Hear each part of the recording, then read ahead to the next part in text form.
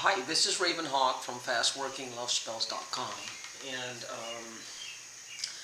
today I want to talk about something that seems to be, I seem to have a poltergeist, but it's a human being poltergeist with legs, arms, mouth, hair, eyes, lips, nose, ears. And it's in the form of a female poltergeist. There are probably others, but there's a female poltergeist. And it's been haunting me that I know of since about April of last year. Or she has. And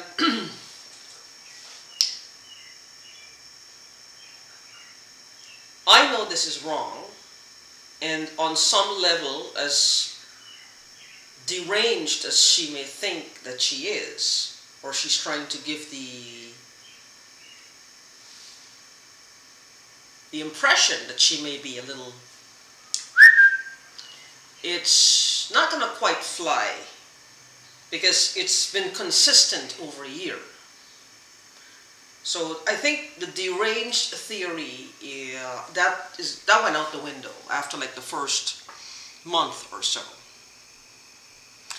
The thing is, though, it's this dilemma that she seems to have, that we all seem to have at some point. It's the ability to do something to harm another, or to cause a problem, or cause a dis-ease, or cause a distress, and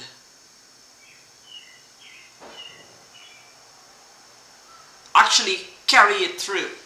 Where we work past all of our misgivings, fears, imagination, fear of the Almighty, fear of the police, fear of ourselves, fear of our family members, fear of what society will think about us, fear of jail, fear of prison, whatever.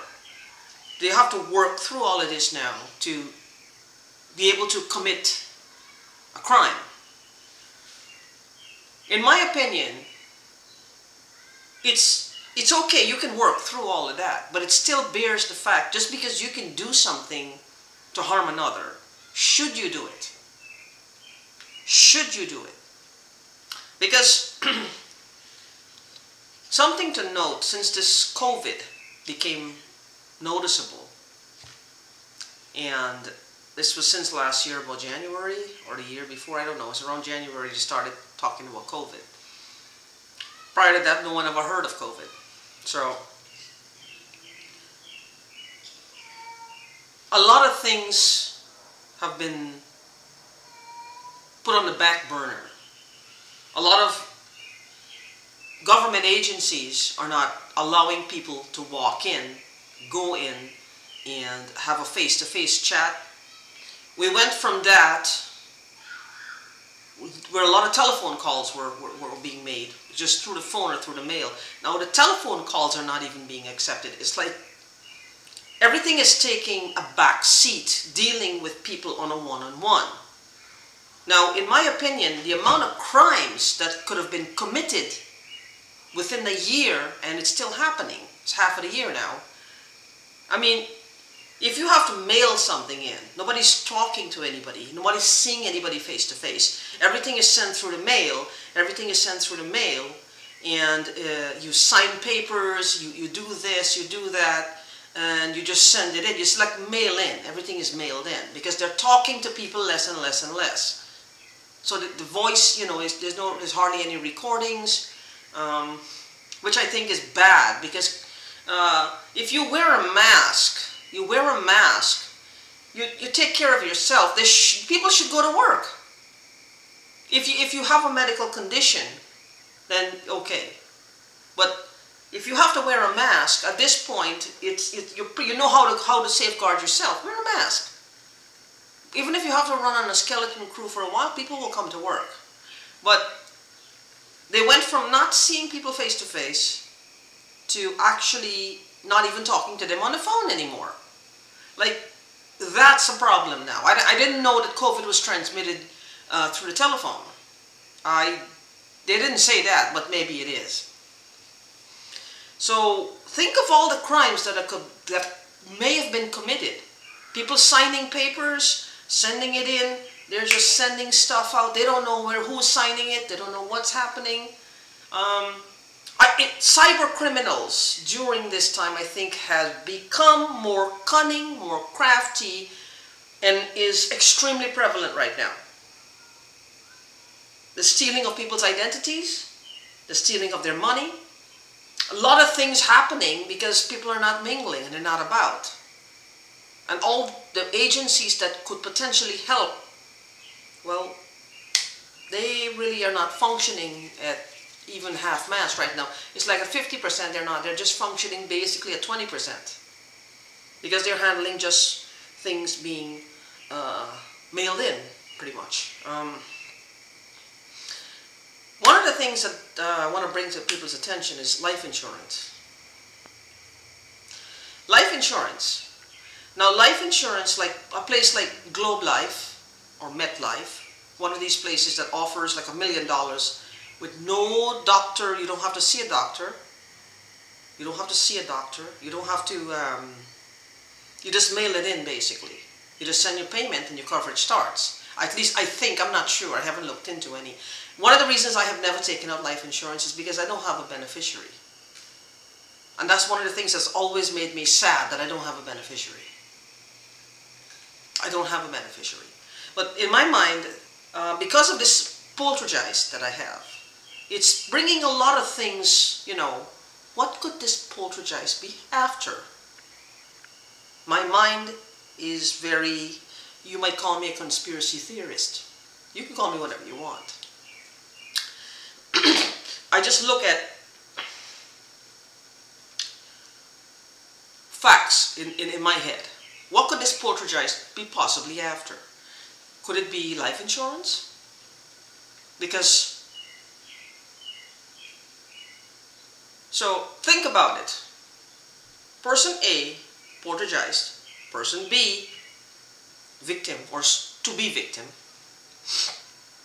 Person A, poltergeist, decided they can get life insurance on person B. They don't have to do it. No medical exam is necessary. Nothing is necessary. I mean, I don't know what the paperwork is needed. I don't know. But send the person's name in and somehow get to their mailbox, take out their mail, sign it, send it in. That MetLife is not going to check against any databases to see if the signature is right or not. They're not going to check. They'll just, the policy starts. Person B is sitting there now. They have $1 million life insurance out on them. And person A is just, they're not waiting now, you know, for when is this person going to croak. Because they want money. The whole point was for them to get money. So, what happens here? Let's just freeze that scenario right there. How did this all start? What can we do now? What can the government do to make sure this doesn't happen? What can these life insurance companies do to make sure this doesn't happen? What can they do now to ensure this doesn't happen, in my opinion, anymore? Because I'm pretty sure it's happened before. If I can think about it, so can others. It's not a new thought. It's not a fresh thought. It's just a theory. It's just a theory. So I don't know. So my point is, that's one thing. I mean, think about it. Again, I have never sent anything into Globe Life, MetLife, these places, because I don't have a beneficiary. I don't have any siblings. My parents are dead. I don't have any kids. So it would have to be maybe a cousin or something. I don't know.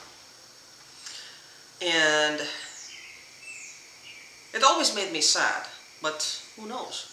Now, how do you know if there's life insurance attached to your name? How would you know? Who knows? Because remember, nobody is meeting up. There's no date. Where do you go?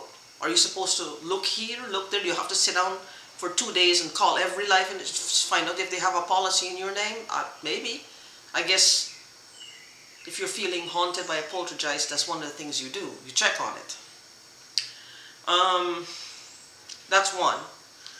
And to get back to the morals of this is that if you know, and this is for that poltergeist, if you know you have the ability to do wrong, to hurt someone or to commit a crime, should you do it just because you can? I can go buy a pack of cigarettes and smoke it. I know it's going to mess my lungs up because I'm overweight. I'm not going to do it. I could, but I'm not going to do it. Or I could go to the store if I see a 14-year-old, 15-year-old, hey, I'll give you 20 bucks. Buy me a pack of cigarettes and keep the change. If there is change now, I don't know. Maybe it's 20 bucks for cigarettes. Keep the change. I could do that. But that's a child. That's a childish person. I could get my ass in jail. And I don't want that. That's enough to stop me from doing that. That's a child and I could potentially go to jail for it.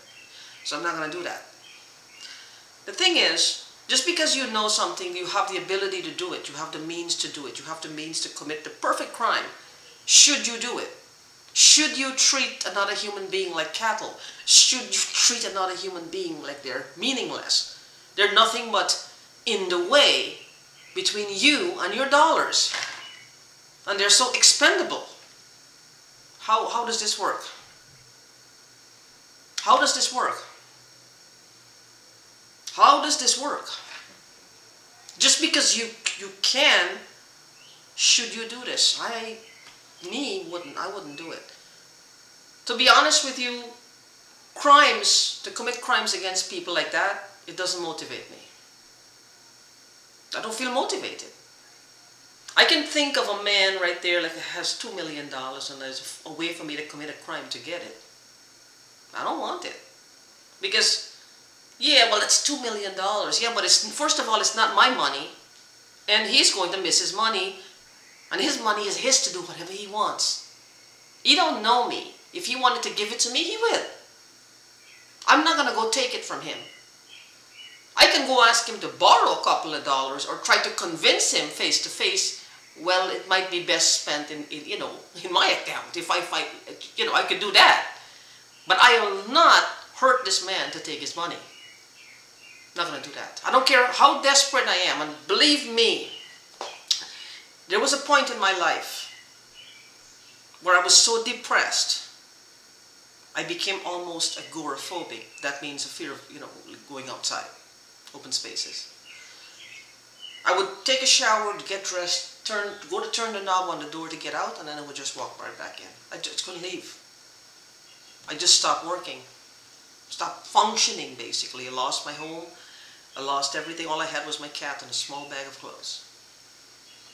And at one point, I was so broke that I was picking up pennies off the floor to feed my cat. That was when I knew I hit rock bottom. Like rock bottom.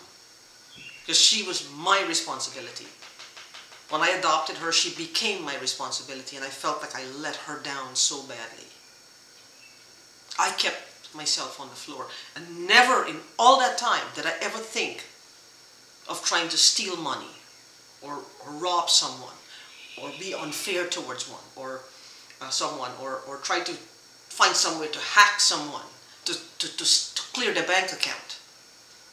One thing I did do, and I'm going to say it, I tried to get free internet because I was looking for ways to get I was obsessed with the internet at that time, just being on the internet. So I tried to get free internet, and I halfway downloaded a program, and I stopped. That was just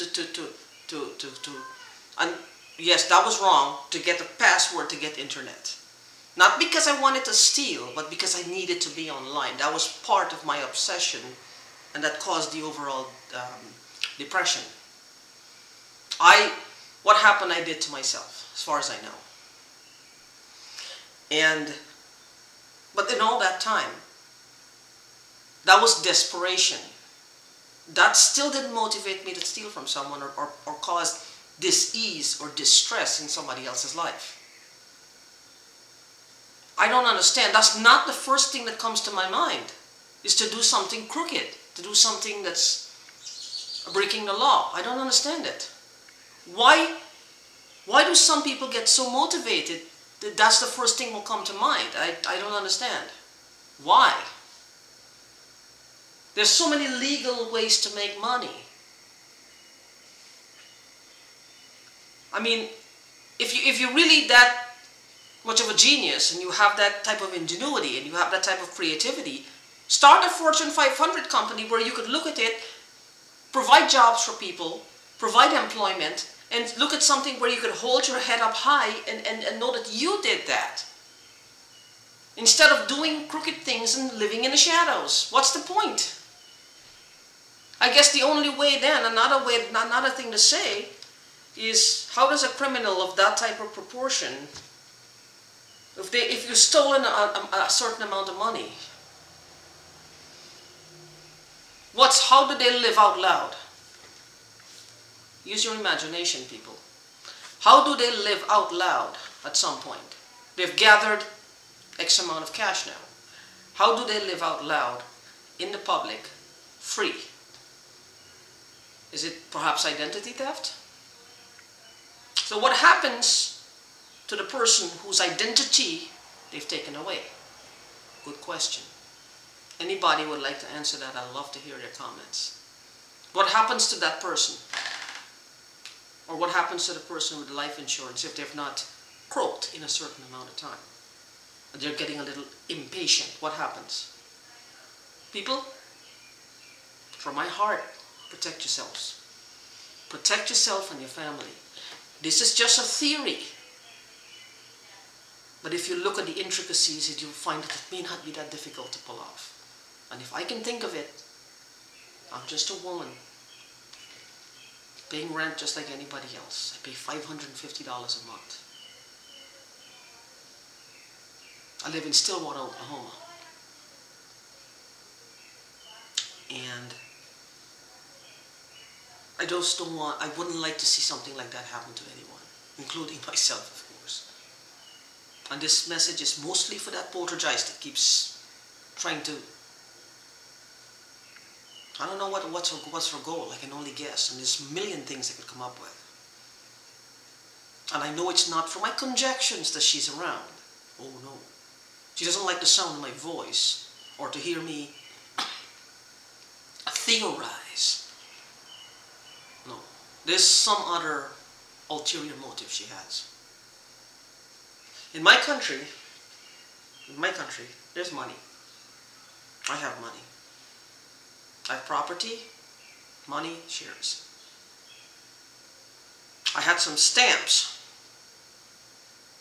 and I found out about 4 months ago that the stamps were stolen from my old apartment. My grandfather was still alive, because when he passed in 2004, they went to clear out whatever was left. And they found everything was broken into, and the stamps were gone. The stamps are worth probably a pretty penny. And I have a feeling our poltergeist, my poltergeist, knows something about it.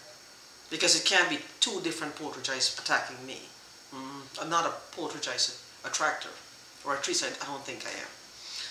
But anyway, this is for you. Just because you can do something wrong, just because you have the means, or you have the theory, or you can execute a foul plan, don't do it. Think twice.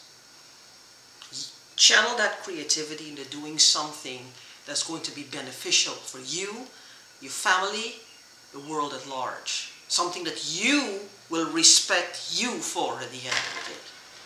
And that the people around you will respect you for. Something that will benefit people. Not bring them down to their knees. This is not funny. It's not pretty. And it's heinous. And I will leave you with that today. My name is Raven Hawk. My website is fastworkinglovespells.com.